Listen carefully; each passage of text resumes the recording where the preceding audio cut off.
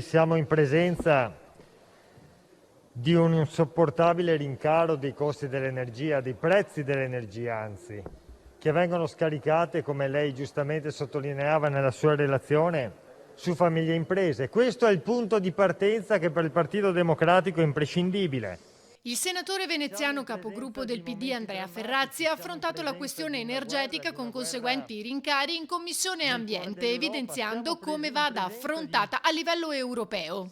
È una situazione assolutamente allarmante, assolutamente non accettabile.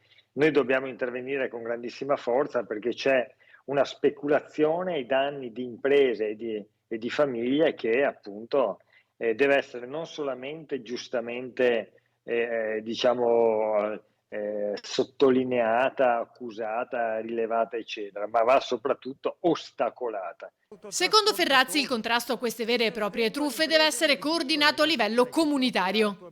Il problema è uno, tu puoi porre anche il cosiddetto price cap, cioè il prezzo massimo del gas che sei diciamo disponibile a sostenere, però se non lo fai a livello europeo i produttori vanno a vendere il tuo gas ad altri paesi e quindi la decisione deve essere europea, deve essere unanime. Nel frattempo, però, imprese e famiglie vanno aiutate concretamente. Noi abbiamo proposto un piano articolato e assolutamente rapido da attuare al governo, che vanno nel sostegno delle imprese e nel sostegno delle famiglie. Sulle famiglie abbiamo proposto l'assegno dell'energia per le famiglie in base all'ISEE e poi vanno sostenute le imprese, perché ci sono imprese che rischiano di chiudere, anzi alcune stanno già chiudendo a causa del caro energia in generale e quindi noi dobbiamo lavorare per esempio sulla diminuzione, anzi la drastica riduzione delle accise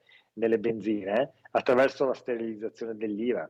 Dobbiamo sostenere gli autotrasportatori, dobbiamo sostenere le imprese, soprattutto quelle energivore, cioè quelle che per funzionare consumano moltissimo carbon fossile, in particolare il gas.